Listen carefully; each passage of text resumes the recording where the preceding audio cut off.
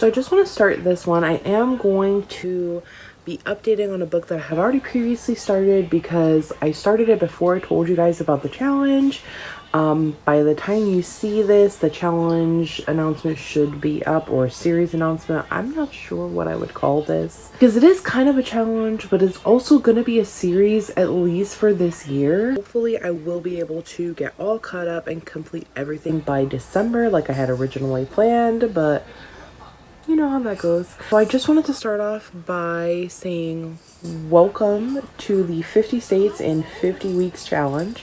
And I am currently reading my first two books, Take My Hand and Looking for Alaska. So I am currently listening to Take My Hand. I do have a physical copy of Looking for Alaska. I do not have one of Take My Hand, and I'm kind of regretting it. I think I want to look on Pango and see if that's going to be a possibility for me to snag one. Although it'll be purely for like a trophy buy, which I don't do too often, because I don't really see myself annotating this one too much. There's at least not so far, but I could be completely wrong. I will say there have been some very funny moments, and right now the update that I'm going to get to is very interesting and something that I kind of would want to like at least notate and then maybe like do my own research. So I am about a little over 20% of the way through this book at this time. So before I update you on where I am in the book, let me just give you a little bit of a synopsis of the book. This is a story being told in predominantly the 1970s, but we are also getting like flash forward to 2016. We are following Civil. I can never remember what her last name is for some reason, but she is a Black woman that lives in Alabama. She is the daughter of a doctor. I believe he is the only Black doctor in their area, or one of the only doctors in their area, something like that. It's very significant that he's a doctor.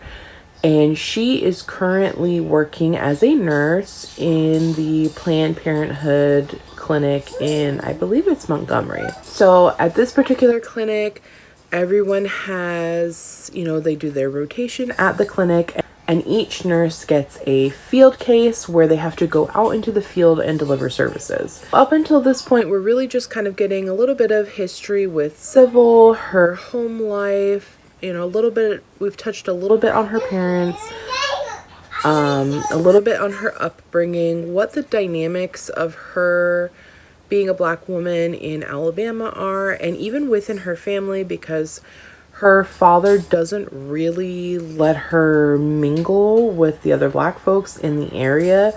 I don't feel like he's looking down on them necessarily, but there's like this degree of separation that he's trying to have. Like, that's pretty obvious. They have, they're very wealthy, which is not very common at this time in their area amongst Black folks. So I think he's just like, it is what it is. It's the time period that they're in. It's the area that they're in. And this is just how he has chosen to bring up his daughter and, distinguish his family. There is something pretty traumatic that we are aware of early on in the book. And it's very clear that that's something that has kind of colored Civil's life decisions even through to 2016. But what is really like kind of starting to kick off is there is her home case, or her field case, which is two young girls, 11 and 13, who live in this just rundown shack. And it's very clear that the kids are not being taken care of very well. And the guardians are just kind of like not... I don't know how to explain it, because the dad really gives off this just creepy, like, nonchalant, non-caring vibe about his girls. So I don't know, it's just kind of, we don't really know everything that's going on in their home life situation yet, so it's kind of hard to judge. You really only have these very first interactions, and I think there's only been like 2 interactions so far. She actually goes out the first time to give these young girls the Depo-Provera shot, which is a birth control shot, and she felt like it was kind of weird because the girls are so young, and you know, she starts to kind of like find out some things about the girls, and it's just a little questionable. And now I'm about a little over 20% of the way through the book, and we are discussing the shot. And at this time in the 1970s, the shot has not been FDA approved. I'm not sure if it ever was. This is where I said I would like to just notate this and do a little bit of my own research, because I remember, you know, when I was just getting out of high school, that the Depo shot was pushed on at least myself and all of the other young women that I knew very heavily. Like it was, you know, it was really pushed even above birth control pills, like oral contraception. And it was supposed to be safer and more effective. And of course, now in 2025, we know that that's not the case, as there have been many lawsuits coming out against the various drug companies and the Depo-Provera shot, and there have been lots of findings. And in this fictional book, they're discussing that the Depo shot has not been approved by the FDA, and that it's being used at the clinic, and something's not right about this. Why are we giving this to minors? Why are people not being encouraged to read the materials that come along with the shot? People are not really, they're almost unable to give informed consent because they're not being informed. And at this time, there are lots of risks associated with this shot. And flash forward, 50 years? Now we know those things to have medical evidence, and some things have been proven true according to the latest research and, you know, legal findings, at least from what I have been able to find. There have been, you know, tumors supposedly caused by the Depo shot and all kinds of other medical ailments, along with the shots not being effective. And I can say myself, I have known at least 5 people who got pregnant while they were on the shot. There's also a lawsuit in progress about that the shot was not as effective as it was marketed to be and all that jazz. So I haven't done too much research on what's going on current day with the Depo shot, but when I heard them discussing it in the book, I recalled that this is something that's actually going on now, in that the drug companies, the pharmaceutical companies, are being sued because of this shot. So to me, that was just so crazy and wild, because I'm curious to know, like, if this is a true reflection of the 1970s in certain aspects. Obviously, this is fiction, you know, this isn't true, and I'm wondering, I'll need to look in and see when this book was written, and if there was already talkings about Depo, the shot, people suing about it, because then that would make a lot more sense. But if there aren't, how crazy is this? Which, I mean, to be fair, we have known for a long time that the government and the pharmaceutical companies do not necessarily have our best interests at heart, especially if you are anything other than a white man. I'm sorry, that's just that's just the facts that we have seen, because all medicine is tailored to white men. Even white women are kind of just, you know, medicine in general is not based off of the female body, and we are very different from our male counterpart. I mean, the fact that women still die in childbirth, or because of childbirth, or because of pregnancy, is pretty mind-boggling when you think that women have been bearing children since the dawn of time, and at no point have we done substantial enough research to fully understand how women's bodies work and how to prevent things like death during childbirth or after or during pregnancy. And in many cases, a lot of the deaths are completely preventable by some sort of treatment that we have readily available to us today. You know, of course, there's always going to be those situations where there was either no possible treatment, no possible way that the life of the mother or the child could have been saved.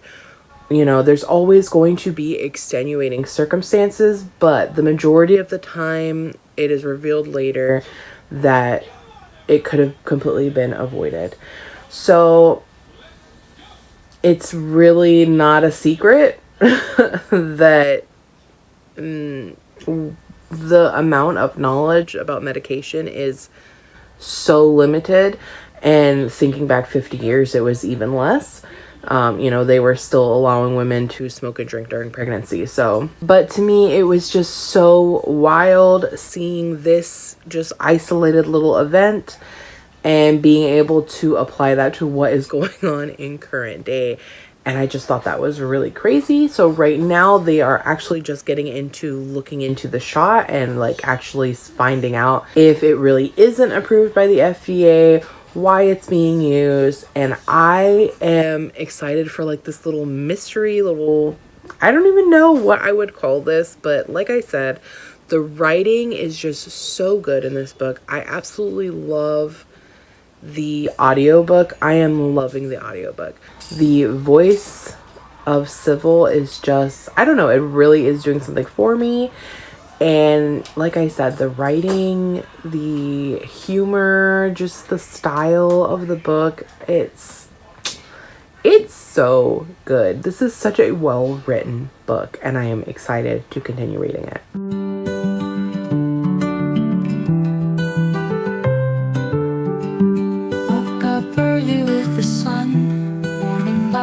Just begun. Feel the warmth upon my face. Start the day with gentle grace.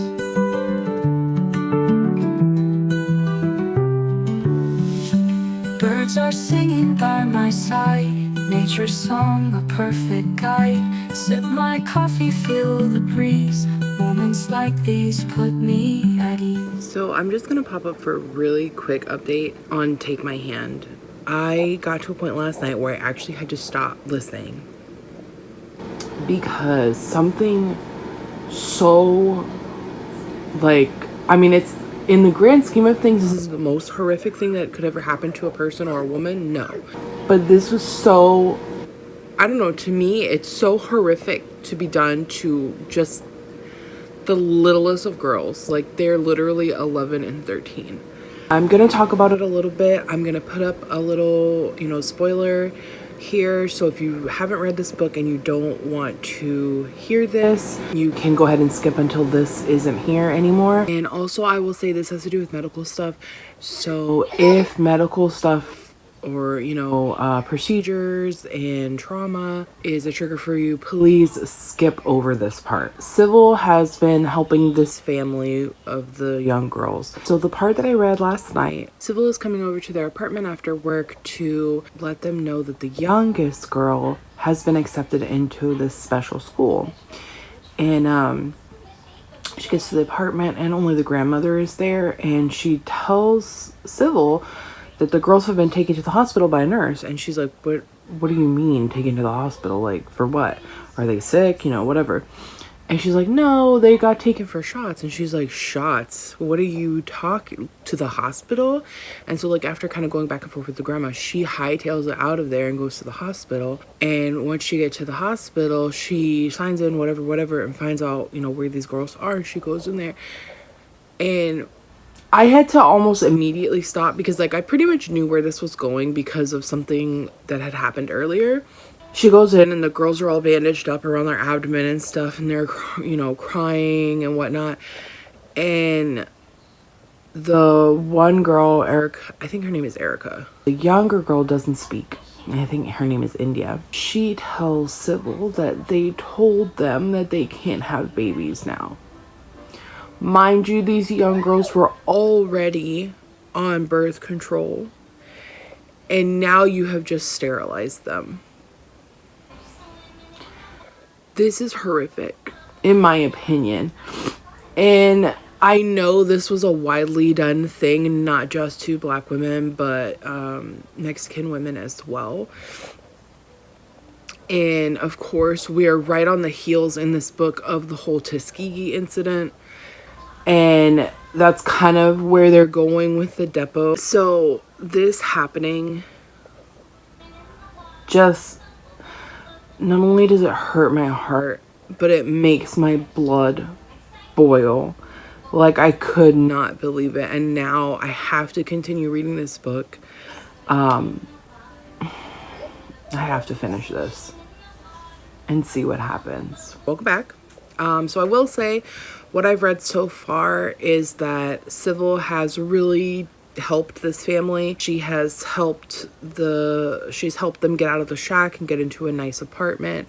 She's helped the dad get a new job. She's helping the girls go to school.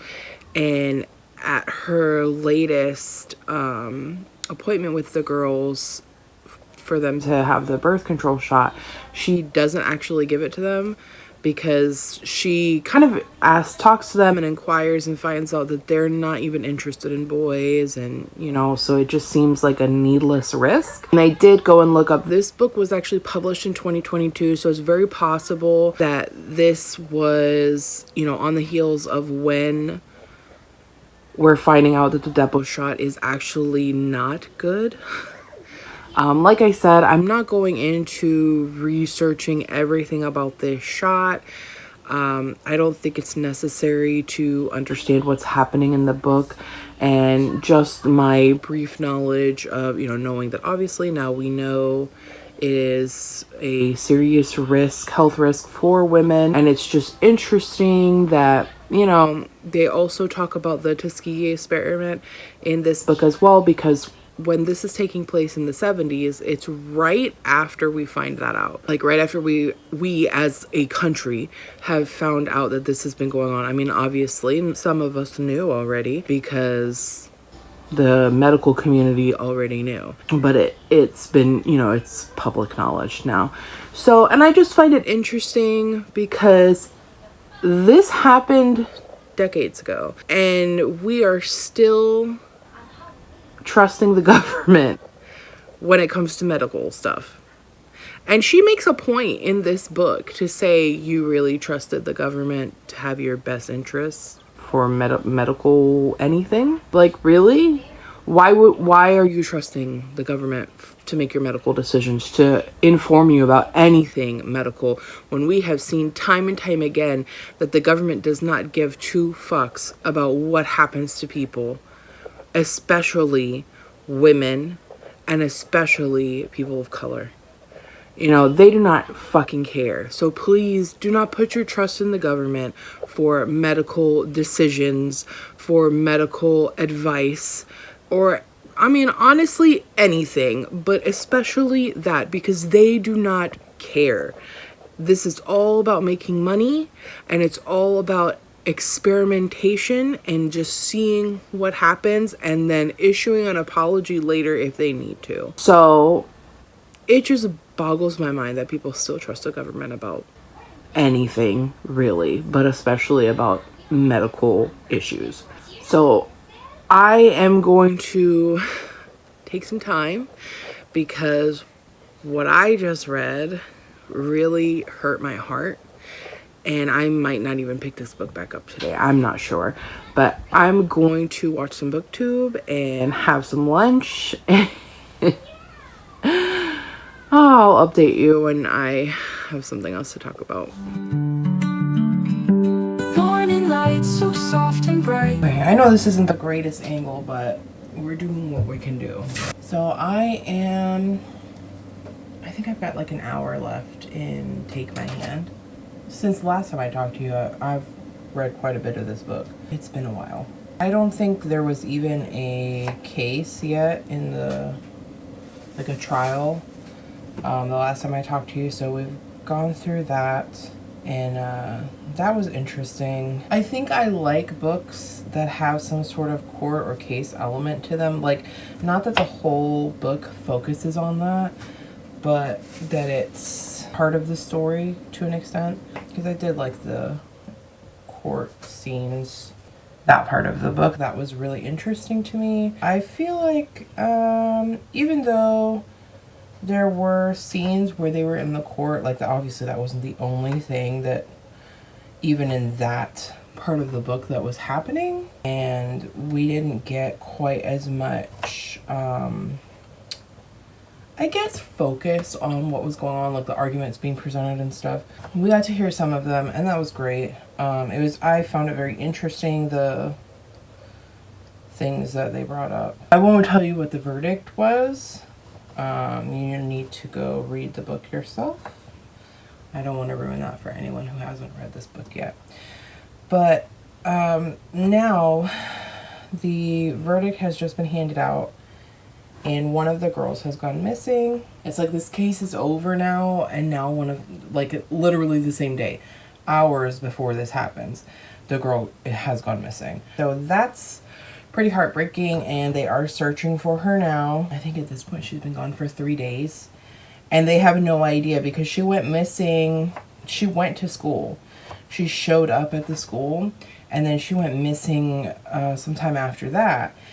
And the thing is the school is on the outskirts of town, and so they're like, there's nothing nearby that she could have walked to, or, you know, anything like that. They're very mystified as to where she could even be, and then there's, you know, speculation like, does she have a boyfriend, and all this stuff, and it's just like, it's really crazy what's happening. Timing is just, you know, it makes you think, did she run off, or did somebody take her? And, you know, it's just crazy. And they've been, you know, like I said, they're doing search parties and stuff for her, and it's really pretty heartbreaking. You know, also during this whole time, Sybil has been getting closer to the girls, and also to Mace, which is the father. Well, I mean, the whole family in general has really accepted her, because there's even a scene where they go, you know, shortly after what happens to the girls, and they, like, start bringing legal ramifications about.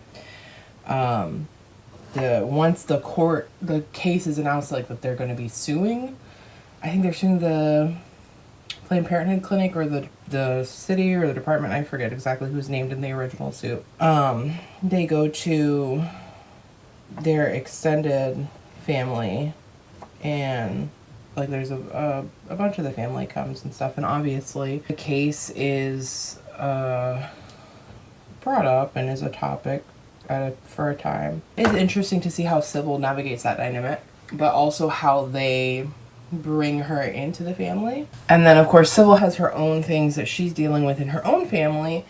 Her mom, they don't ever really say it, like, they just call it the blues and stuff.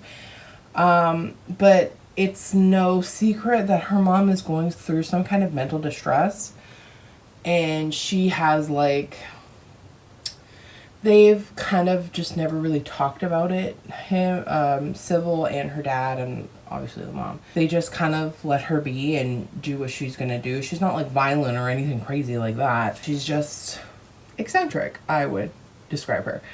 So apparently at some point, the only sister that Sybil's mom has gets a call or speaks to their neighbors or something, and, like, the neighbor is saying, oh, it's kind of weird what's happening.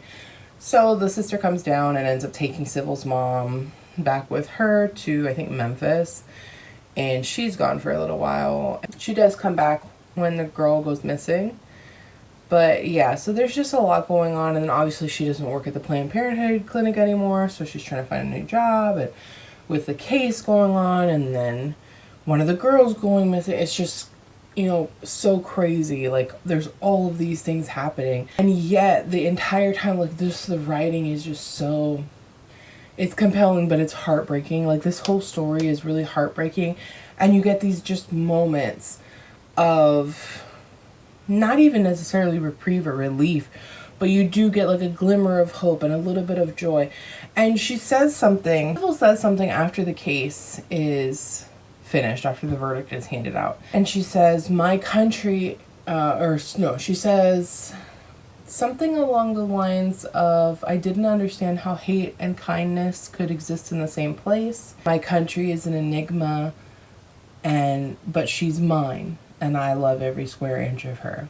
And that, to me, was extremely powerful, because there are so many people in our country that are so hateful. And I feel very strongly that if you don't want to be somewhere and you feel like it's a lost cause, you feel like you've done what you can do to make things better or change or whatever, and it's just not getting any better, then perhaps a change of environment is necessary. So for people who, and I was one of those people, I desperately wanted to leave the country, especially while I was in high school. I wanted to leave, and I got as far away as I could without a passport, basically. Living in Hawaii is as close to living in another country within the US as you'll get. And I mean, of course, for me, it's a little more comfortable than most because my family is there, that is my home. That's my land. That's my ancestral land. It is very isolated. It's very far away. The culture is very different than the mainland US. And even to an extent, like the things that happen there, it's very hard to explain if you haven't ever lived there or don't live there. You won't really understand. But I imagine that's as close to living in another country as you can get while still living in the US. I understand wanting to leave, and I don't think there's anything wrong with that. But when, it's like I didn't want to live in Hawaii anymore, so I left. I changed my environment. I didn't want to be there anymore. So rather than bitching and moaning about living there, I did something about it. And I feel like a lot of people bitch and moan about living in the US and how the US is so terrible, while also not realizing the amount of privilege you have by living in the US, because you can quite literally get up and change your life. And people think that it's so hard, it's so costly and so hard to leave the country. It's not. Obviously it depends on where you're going and the immigration process and stuff, but there's plenty of not only testimonials, but there's how-tos. You can search it on YouTube. As Americans, we have a great privilege to really be able to do whatever the fuck we want. And if that includes moving to another country, that's something we can do. This book is so relevant for so many reasons, and I am pretty sure this is going to be a 5-star. Like, I can't unless something completely off the wall happens, makes me hate this book. I can't foresee this getting lower than 5 stars, because the writing is amazing. The story is amazing. Like, it's so insightful. It's so relevant. It's so heartbreaking. And also, to anyone who's still trusting the government, read this book and you'll know why you shouldn't. It's so crazy to me that anybody would trust the government at this point. It's so crazy, especially when it comes to medical decisions. Yeah, remember all those people who had to take the COVID vaccine? Read this book. Read this book, and you'll see how that was illegal too. This book is so good.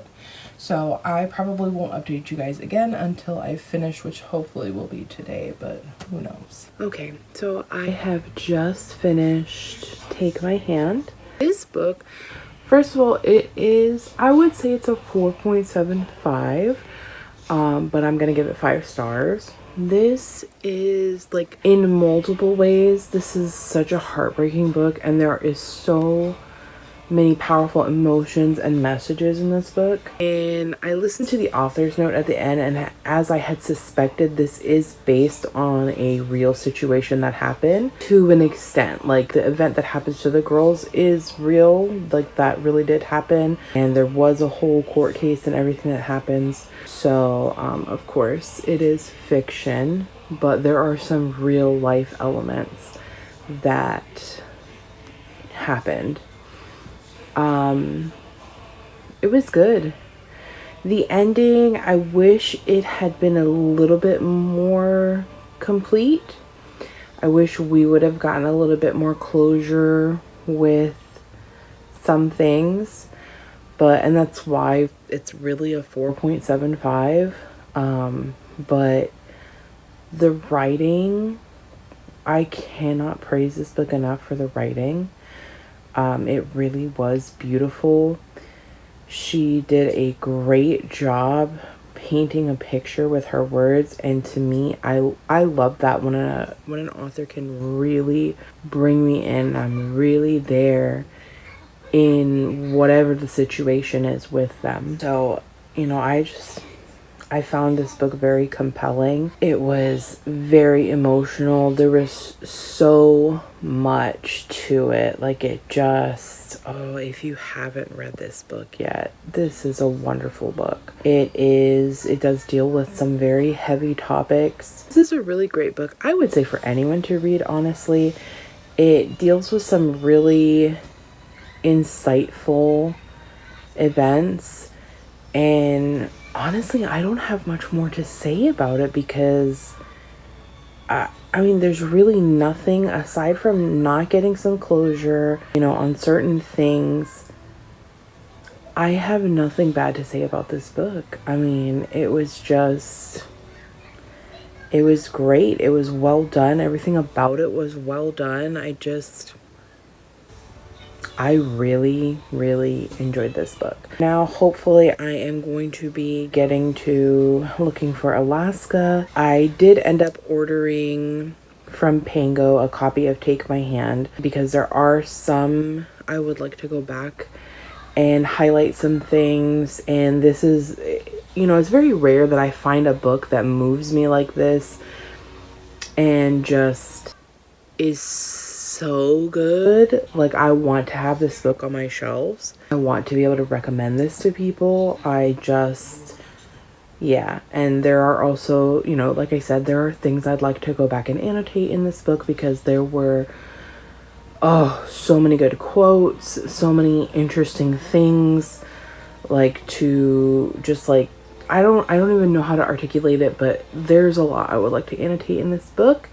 And I am excited for it to come in and to go ahead and jot those things down. Hopefully now I'm going to be able to get to Looking for Alaska because I do have the physical copy of that one. I have already started annotating it and stuff. I just haven't really been in the mood for reading. I've been reading in the evenings for, maybe about an hour or two, but February has been kind of a weird month. I don't know. I feel like this whole start to the year has just been kind of off. Like I mentioned in my January wrap up that I think I read 19 books, and I honestly hadn't realized I had read that many books. It didn't feel that way. Don't know how I did it, and I don't think I've read nearly that many books this month. Granted, this is a shorter month, but still, I don't even think I've read half as many yet. And there's one more day in the month.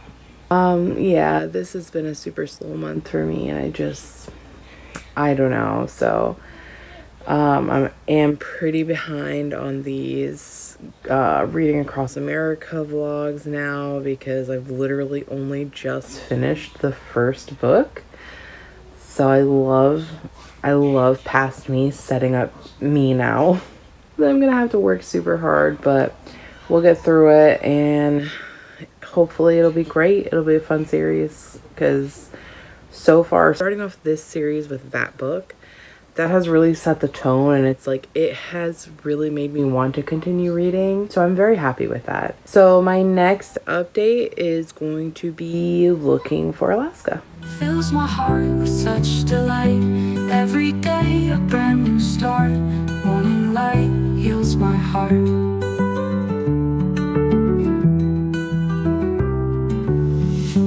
Walk through fields of green and gold. Memories from days of old. In the quiet find my peace. Morning light my soul's release. Birds are still moment, life feels rare.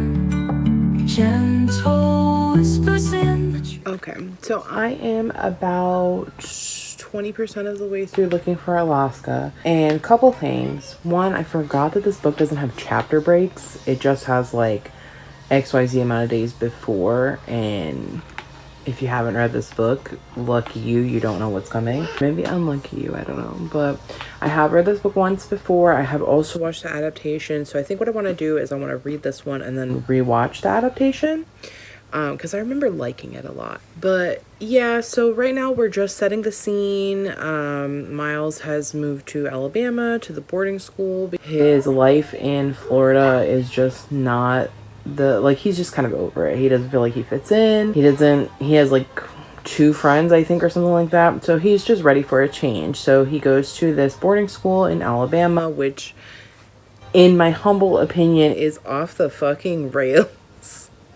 Like, these kids have classes, and yes, the classes are challenging, so you kind of need to be smart to go there. Aside from being in class, they're kind of like left up to their own devices. There's very little supervision, which is an interesting thing because I find that a lot in like situations where there are intelligent children. There's a lot less supervision, and I find it interesting that that correlates because kids still need supervision regardless of how smart they are. And sometimes I feel like even like the smarter kids get into more trouble. I don't know. I didn't really get into a lot of trouble growing up, and I was in like accelerated classes and stuff like that, so take from that what you will. We have met Miles, who is now called Pudge by the Colonel, aka Chip, who is his roommate. Miles just got nearly murdered because some kids came, and I guess the initiation every year for new kids is to be thrown in the lake, and they threw him in the lake, but they duct taped him first.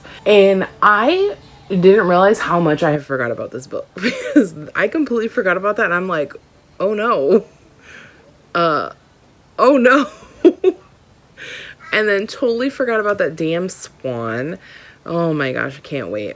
We've also met Alaska, and we've met Takumi, and briefly we've met Chip's girlfriend, Sarah, I think is her name. So one of Miles's things is he is like obsessed with people's last words. Like, he wants to know a lot of people's last words or whatever. And so I'm pretty sure throughout the book, because I know we've already had some, but I'm pretty sure that throughout the book we get last words. So I'm excited to annotate all of those. Obviously, one of the biggest things, like one of the most notable quotes, which is a last word from Looking for Alaska, is "I go to seek a great perhaps." That is one of my favorite quotes of all time. So one of the quotes I'll share with you, when Alaska is first introduced in the book, the first time that Miles is meeting her, her library filled her bookshelves and then overflowed into waist-high stacks of books everywhere, piled haphazardly against the walls. If just one of them moved, I thought, the domino effect could engulf the 3 of us in an asphyxiating mass of literature. And I love that. I have books in piles around my house. Not that dangerous, but I don't know. I forgot how much Alaska loves books. Like I said, I have forgotten so much about this book, and I absolutely love it. Like, Miles describes Alaska in a moment when they're alone together. I could see her eyes, fierce emeralds. She had the kind of eyes that predisposed you to supporting her every endeavor. And then something that's kind of really sad knowing how this book ends, but funny in the moment, is Alaska, because Miles asks her if she's read all the books, and she's like, oh god, no. Maybe a third of them. And she says, I'll have more time for reading when I'm old and boring. And I just wrote in there, I love being old and boring. And then where I'm at now, where I've paused for now, is we get the kind of the first glimpse into Alaska maybe being a little bit more unstable, and they have gone to the smoking hole for the first time with Miles, and they're smoking or whatever, and Miles asks her why she smokes so fast, and she just kind of smiles, and she says, y'all smoke to enjoy it, I smoke to die. So that's kind of like the first glimpse that we have of her maybe being mentally ill. We just passed through some really interesting kind of funny scenes. We're getting to know Miles' schedule and the curriculum layout. There's a bit of a conflict because there's like they're trying to figure out who got these kids kicked out last year, and now they think it's the weekday warriors, which are the kids that only go to school during the week there and they go home on the weekends. They think it's the colonel, and so it's like this whole drama situation, you know, as you have in high school.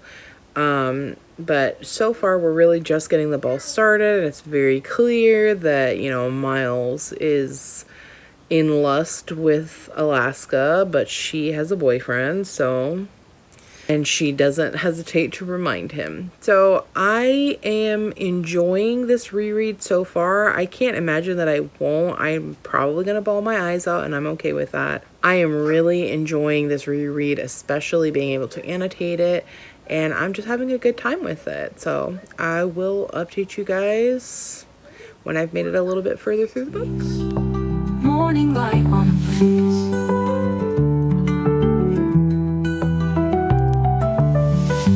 Morning light so soft and bright fills my heart. So I thought I would come and update you guys because I just got to the part, like the saddest part in this book. And I remember when I first read this and I read this part, I was so devastated. And I think I read this, the last time I read this was in 2009, I think, or 2010. And I don't remember much from reading this, but I remember how it made me feel in that moment and how much it impacted me.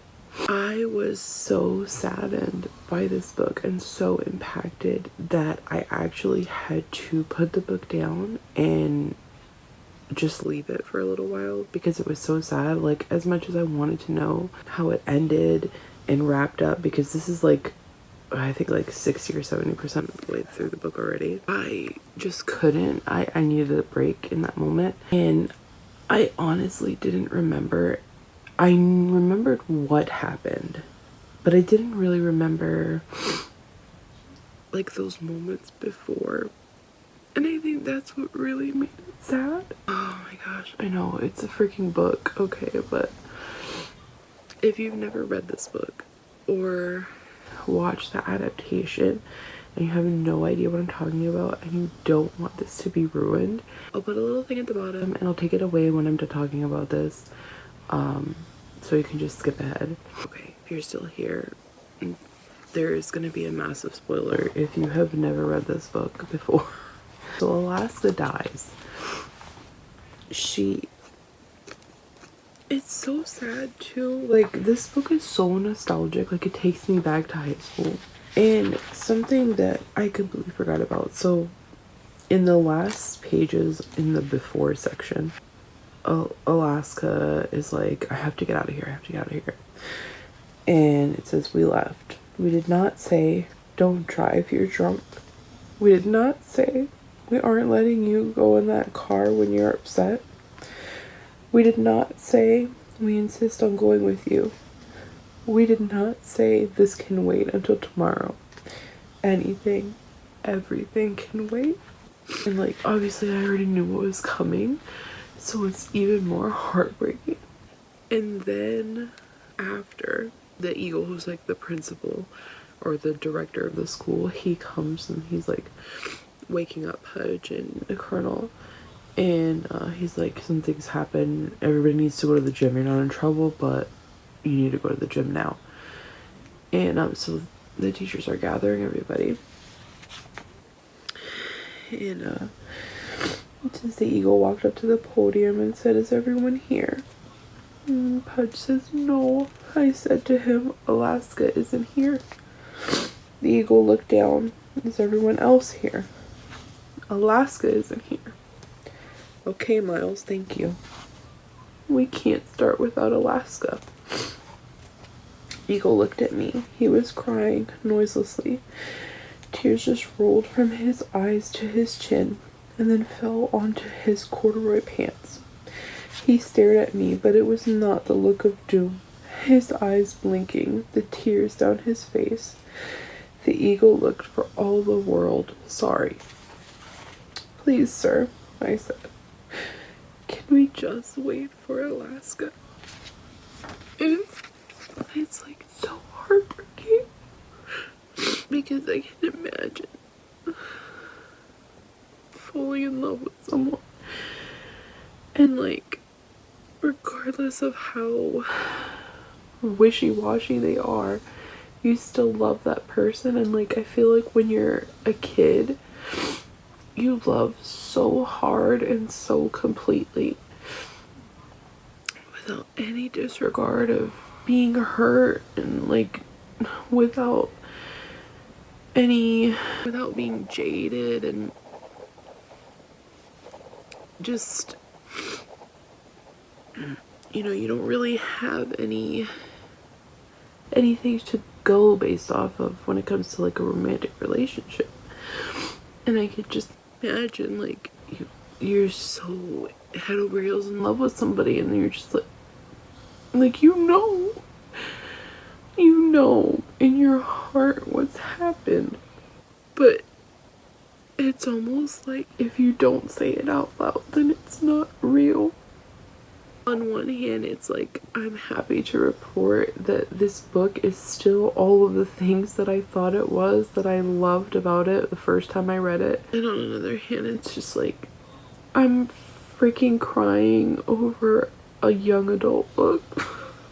Over fiction. I don't know, I always feel conflicted because it's like it's a book, it's not real. But at the same time, I'm the kind of reader that I can put myself into that situation, into the book.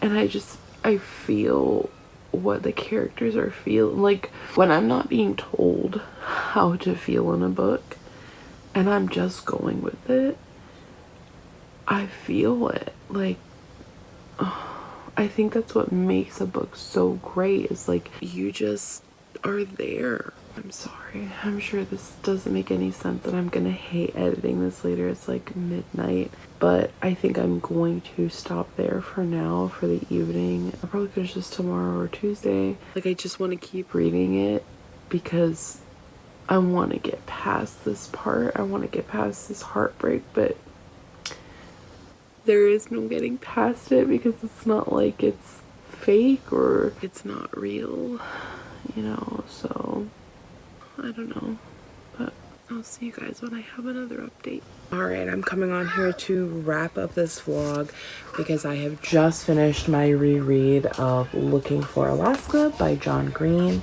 and as I suspected, I tabbed it up quite a bit.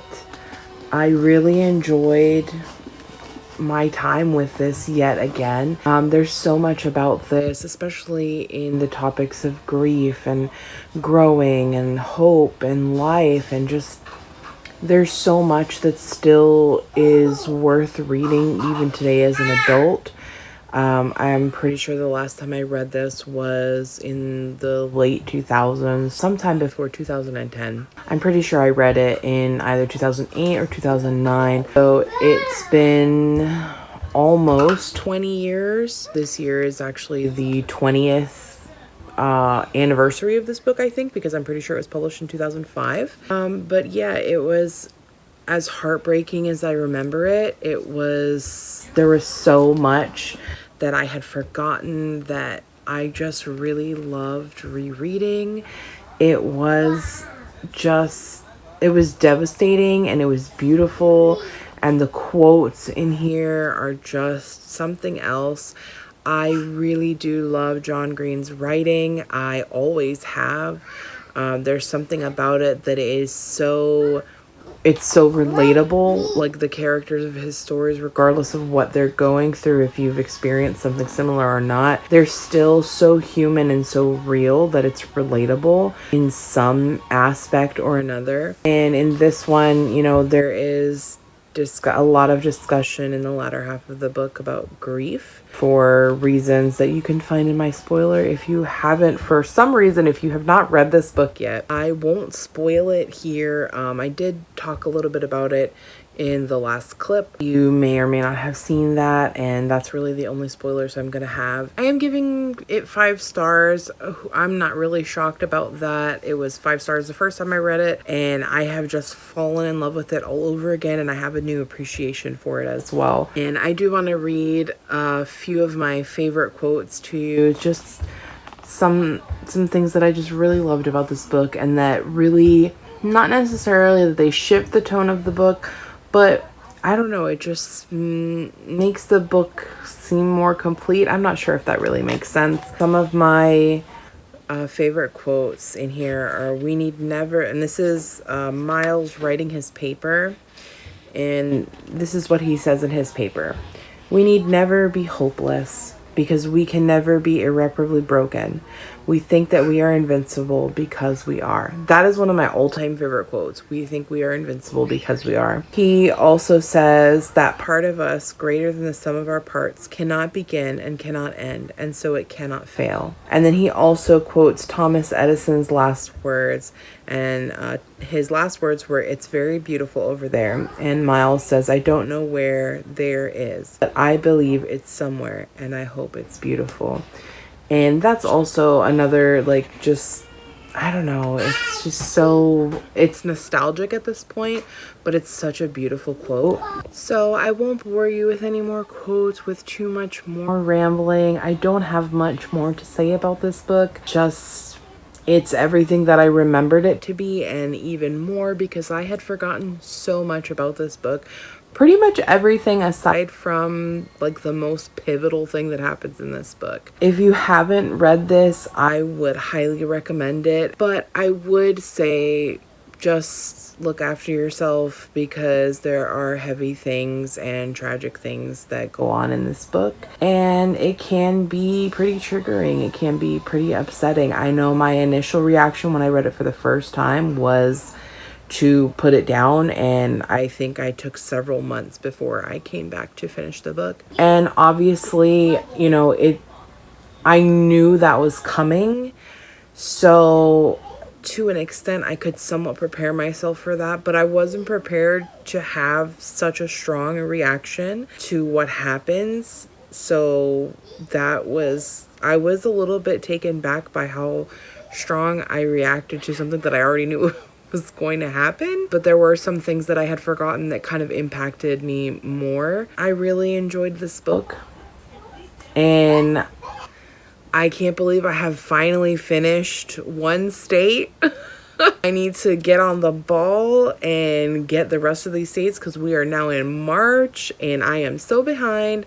So please bear with me, guys. I'm probably going to try and pump these out as quickly as I can. I hope you have enjoyed coming along this journey of me reading these books. I can't believe that they were both 5 stars. I had an idea that Looking for Alaska would probably still retain its 5-star status, but I had no idea about Take My Hand. So I am ecstatic that to start off this journey, both of the reads were 5 stars, and it's going to be hard to not expect that every time, but I need to keep my expectations real. So that's all I have for you guys today for this video. I hope you have enjoyed it. Please consider subscribing if you want to see more content from me and continue reading across America, and I'll see you guys in the next one. Bye.